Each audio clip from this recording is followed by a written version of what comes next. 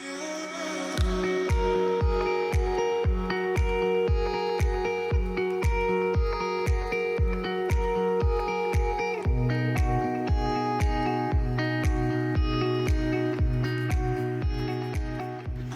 everyone, and welcome to my channel. For those of you that are new, welcome, and for those of you that are returning, so happy to have you here. Today I'm actually showing you an unboxing from a friend of mine named Kim.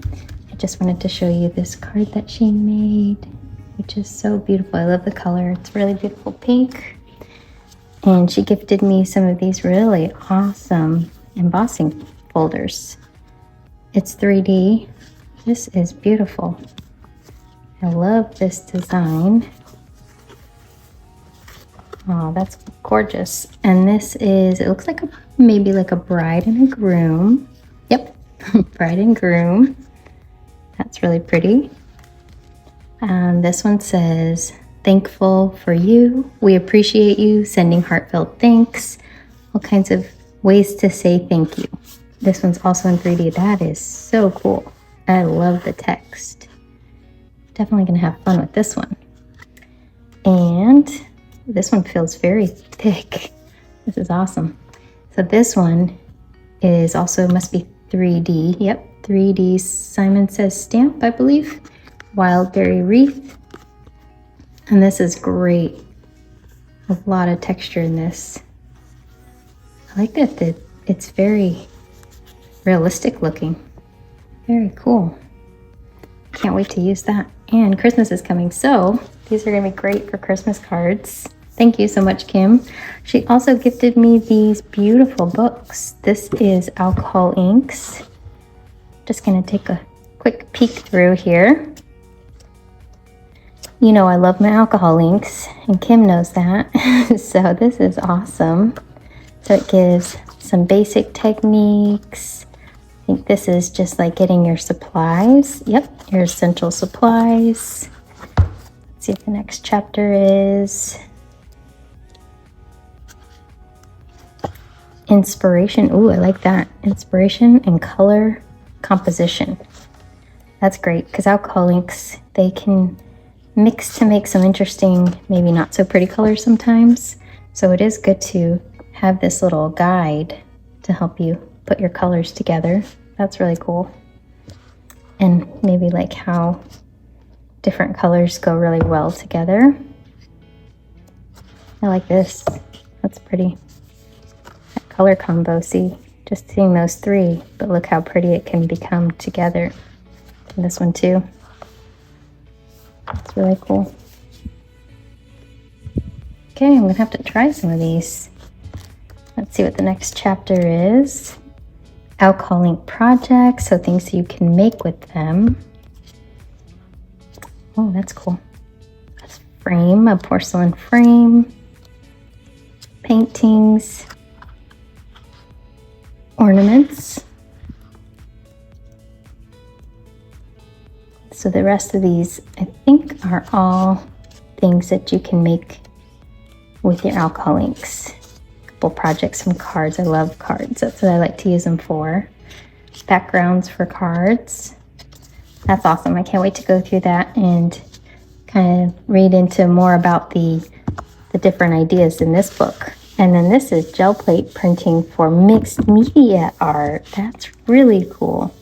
It even looks like mixed media on the cover with this gold here. All right, so this is Robin McClendon. Oh, I think I've seen her channel. I think that's her. I'll have to look her up on YouTube. I think she does some jelly printing that I've seen on YouTube, and I will have to look into that now to look a little closer. But look how beautiful. So this is kind of like getting started with gel plate printing. Her journey. Oh, this is cool. The history of gel plate printing. Maybe I'll read that to you. I think this is cool. Gelatin plate printing was developed in the early 1980s by the artist Fran Merritt, a co-founder and the first director of Haystack Mountain School of Crafts. As a painter, he desired a portable material for monoprinting that can be carried outside the studio, plein air style. to monoprint without a traditional printing press and its related bulky materials that didn't travel easily. Over the years, he taught his techniques to many visiting artists and students, sharing at length his discoveries with the medium. The plates he created were handmade from gelatin powders, needed to be refrigerated and degraded with use. Those who used them favored this deterioration since it added character and texture that was difficult to recreate. That's really cool. The plates would also begin to melt with warm air temperatures, making them very unstable. It wasn't until 2011 that Luann Gleason and Joan Bess, the co-founders of Gelli Arts, were able to develop a product that was as sensitive as Merit's gelatin plates, but far more stable with an incredibly long shelf life. That is really cool to know because I live in Florida where it gets really hot, and I would definitely be ruining my Gelli plates if we were working off of these. So I think that's cool. A little bit of history of the Gelli plate. Love these textures. Old wall. This one's called Old Wall Technique. So I can't wait to look through. There's some tips and tricks in here. I don't know, maybe I'll have to pull out my book, and whether I'm working with alcohol inks or working with my Gelli plate, read from a little inscription in here each time I get started, because this is really cool. Maybe have it help to inspire what I make that day. So that is awesome, and we're gonna make some fun prints, just getting started with the inspiration that Kim's given me. So thank you so much, Kim. This is so awesome and very valuable information. These books are amazing. Hardcover, I mean, this is beautiful. Thank you. And we'll get started with our project. Let's go. So earlier you saw me making a print onto transparency film. I wanted to have those bubbles and the laciness from the golden fluid acrylics and just kind of capture it on a clear substrate. So I used transparency film. That way I can put it over another Gelli print and still see pops of the other Gelli print coming through. So this was the drying of those bubbly areas, and then I put a red background behind that. And now I'm using these textures that I got from Kim. They're the thank you and the floral motifs. I also used a sponge to get a little bit of texture in this background. I'm doing quite a few layers on this one. And once this layer has dried completely, I'm going to come in with a color that I don't use very often, a brown. This is raw umber. Thought it would be nice to have a kind of a dark color without it being black. But I also have this micaceous iron oxide, so I thought I'd add some of that to get a little bit of a shine to the back layer here. In Robin's book, she says to pick out colors that you typically don't use, especially you have these colors in your stash and maybe they're not your first go-to colors. So these two were those colors for me that I don't normally go to. I usually go for my gold and I'll go for my black, but I don't normally go for these two colors. So I thought this was a good challenge for me and a good reminder that I have lots of tools and I should use them more often. And sometimes you get colors or backgrounds that are more unexpected this way because you normally don't use those colors. And so you're not as sure on how those results are going to turn out. Now this is a zinc white. I tend to prefer my titanium white, but I have a big bottle of the zinc white. This one is just fine for me. I feel like it's a little more transparent than or maybe like semi-transparent than the titanium. I feel like that one's more opaque, but I am using this one to pull my layers up and it was doing just fine for that job. I am using some wet strength tissue paper. This was a gift from Kim as well a while back. She had gifted me this tissue paper, so I am using that for my print, and this has so many fun layers to it. And of course, because it's tissue paper, you can see there's parts of it left on the plate, but that's okay because that'll come up in my next print.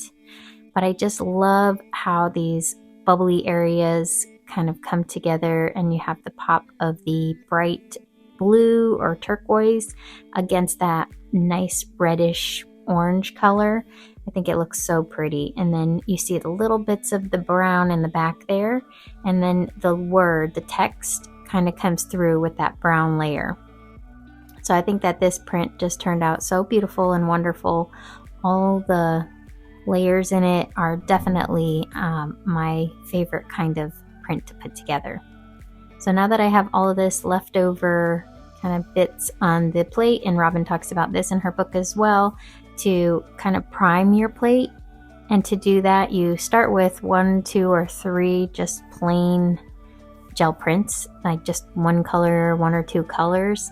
I, of course, don't always do that. That's not my go-to. My go-to is just kind of start layering up immediately on my gel plate.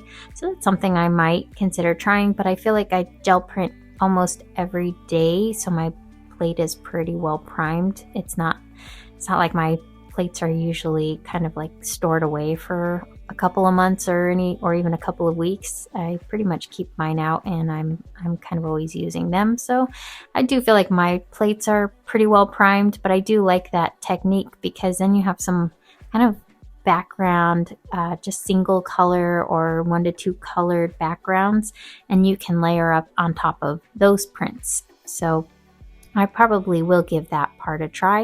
I also really liked her suggestion about kind of creating a horizon line with a darker color on the bottom and a lighter color on the top. And that's sort of why I picked these 2 colors. It was a white and a purple.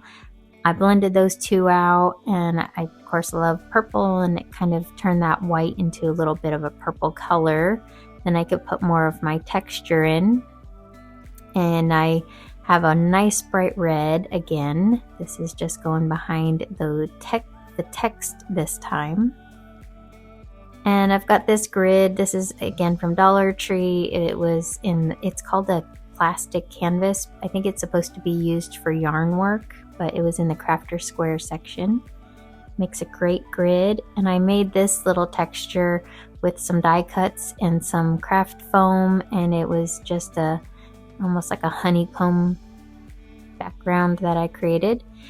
At first, because my paint was fairly wet, the little honeycombs weren't going all the way through to the plate, so I found if I left it in one spot for about 2 to 3 seconds instead of just like 1 second, it actually removed more of the paint, especially as the paint was drying.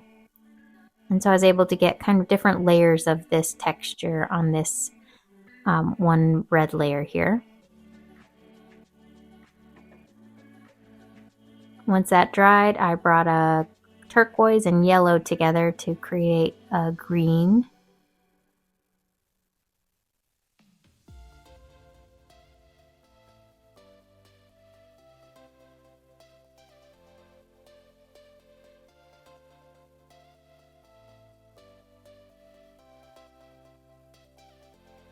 And this is just a doily. This is also from Dollar Tree, and I'm using some crumpled up tissue paper to help me press it down.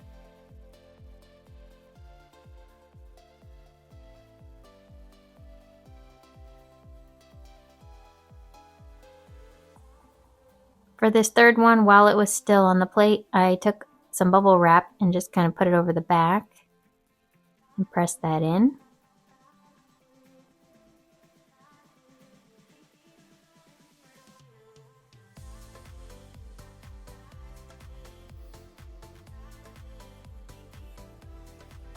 And once this dried, I brought 3 colors together. I have a yellow, a cyan blue, and a magenta. I'm using my 8-inch brayer to make an ombre of these 3 colors.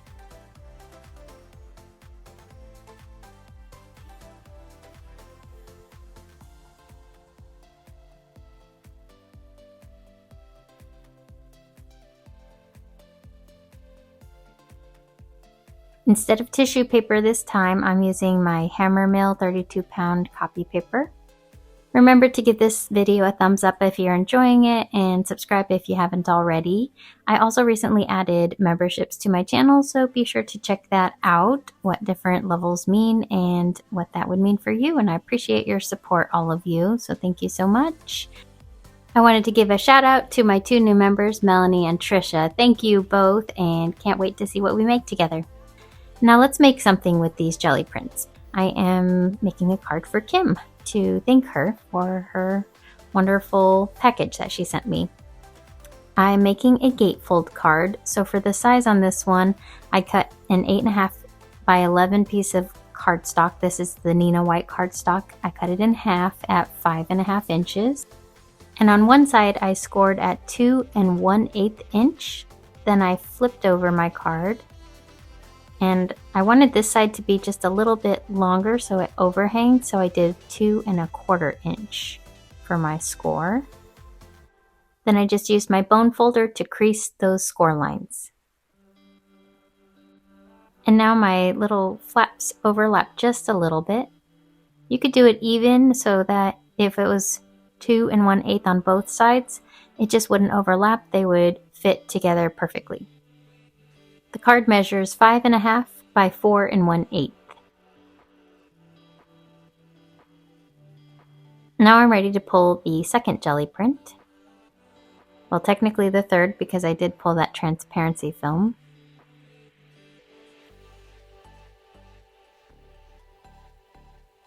Alright, so this is the purple print that I created.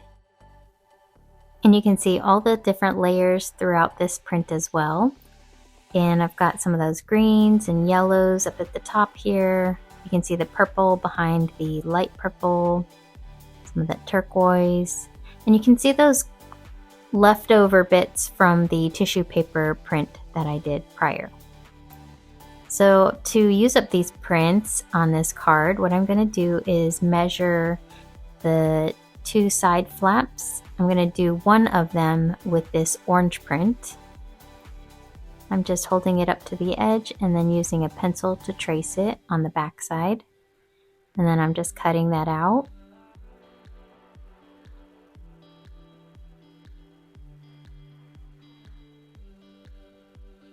And I'll use my Aleene's tacky glue.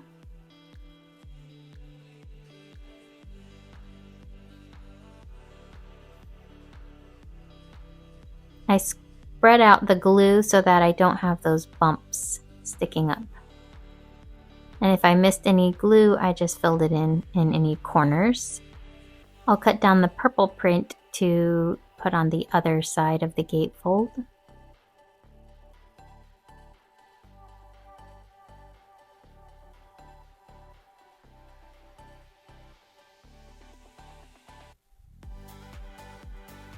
And this one is the copy paper, so it's a little bit thicker, but I still liked the idea of not having any of these glue lines. I ended up taking a piece of paper and just kind of folding it and using it as a little tool to flatten those glue lines.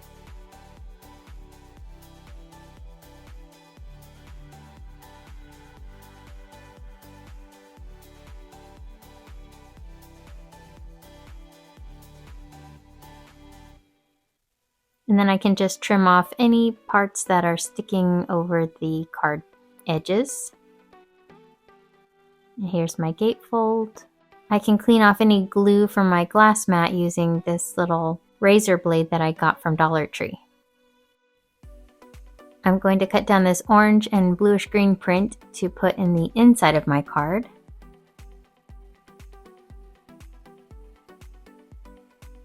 And just using the same method, I'm just going to put some glue on the card background and then glue my jelly print on top. And I used the purple print to fill in the gatefold pieces on the inside.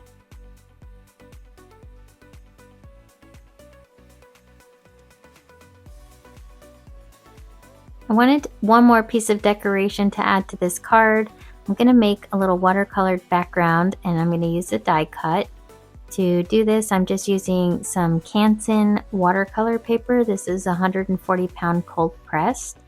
And I'm just wetting the paper and taking some paint colors that I think will match that die cut that I'm going to use with the flowers. So I'm kind of picking out 3 different kind of like bouquet areas. I'm hoping I can get 2 die cuts out of this one piece of paper. For this card, I'm only going to use one, but I thought it was enough of a piece, a leftover piece that I could fill the whole background in with some color. So I did pink, purple, and then a little bit of yellow. And I've got some green that I'll kind of focus on the edges, maybe where the leaves would be.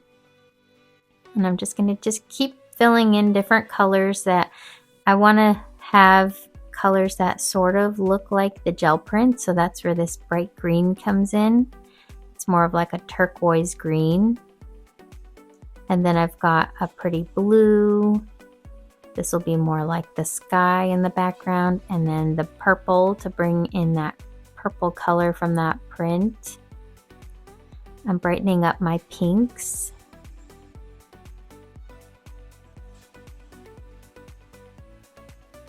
And bringing in just a little bit more yellow and green. Once it dries, this is what it looks like. It's just a nice blurry background, which I love. And now I can use this die cut to cut away.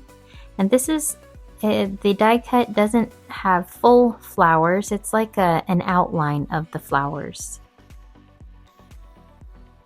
I ran this through my die cutting machine, I think 2 times because of the thick paper, but it did come apart.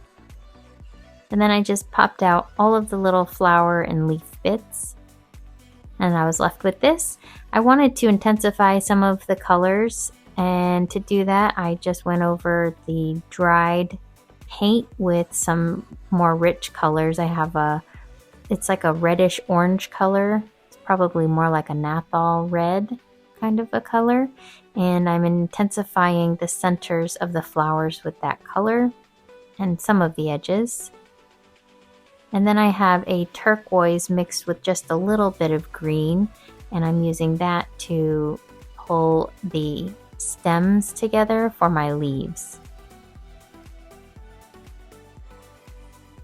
I really like how this gives the leaves a little more definition, and I was really appreciating that the blue kind of green color was mixing together with the purple and making a new color.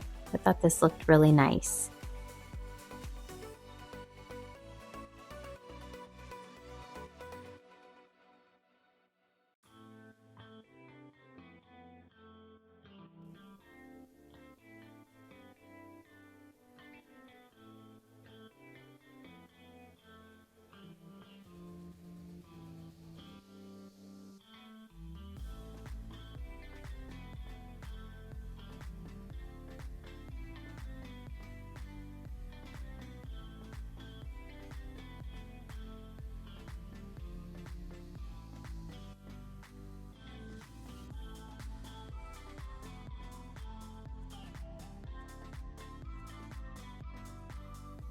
And holding it up to my project, it was looking just a little bit busy with this background, so I had another idea of how I was going to use it, but I also felt like I didn't have as much purple anymore, so I added in a little bit more purple in the centers.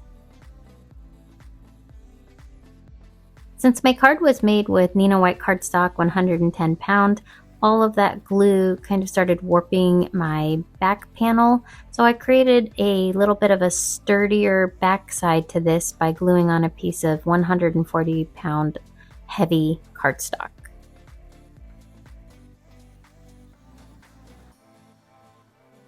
I pressed that in really well, and this helped flatten up my card right away. So now this gave it enough stability that my card lays very nice and flat, and the gatefold folds nicely. To decorate the front of my card, I have a butterfly. I cut off one of the wings. This is a holographic butterfly that I got from Dollar Tree, and it makes for a beautiful card front. I wanted something simple on the front here, nothing to take away too much from that Gelli printing. And then for the other butterfly wing, I glued it to the second part of the gatefold.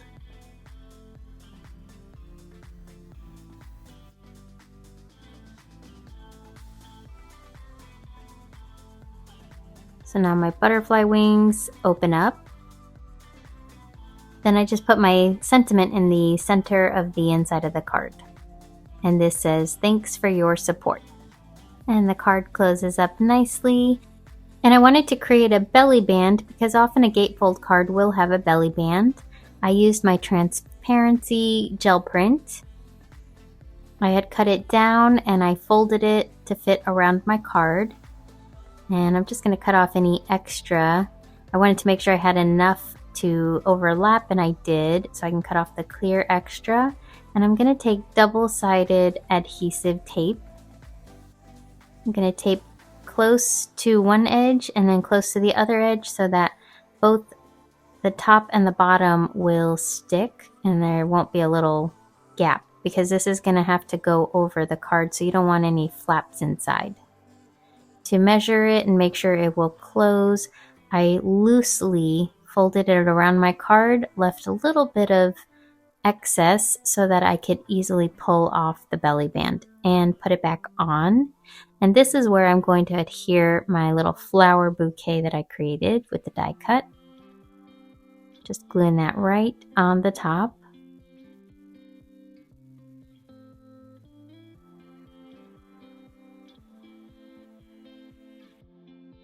And I've got these little rhinestones from Hobby Lobby. They're 3 different size circles. I'm using them to fill in the 3 different flowers, one of each size.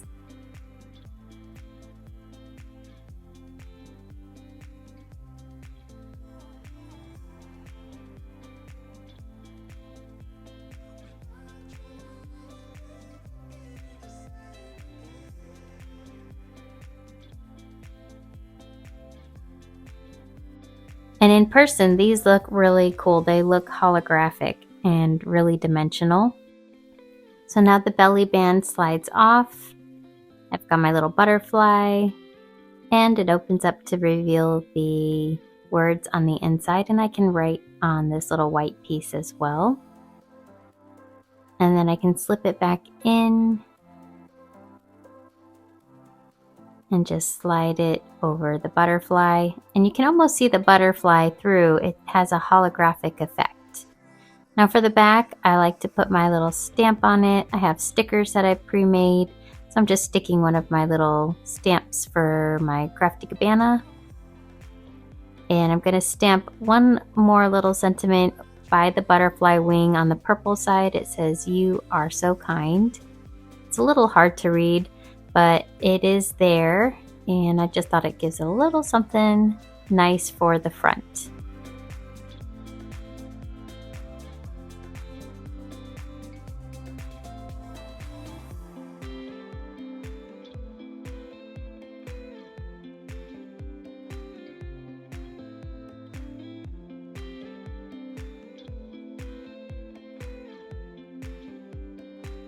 So that completes my project with the jelly prints inspired by Kim's gift, and of course her gift that keeps on giving, with the tissue paper that she's gifted me, the paints that she's gifted me. I just love the textures that I can make with the embossed folders, and of course the ideas from the books that she's gifted me. So thank you so much, Kim. Thank you all for watching, and I hope this inspires you to try some different things with your jelly plate by learning from other artists out there. And I will see you guys in the next video, and in the meantime, happy crafting, y'all.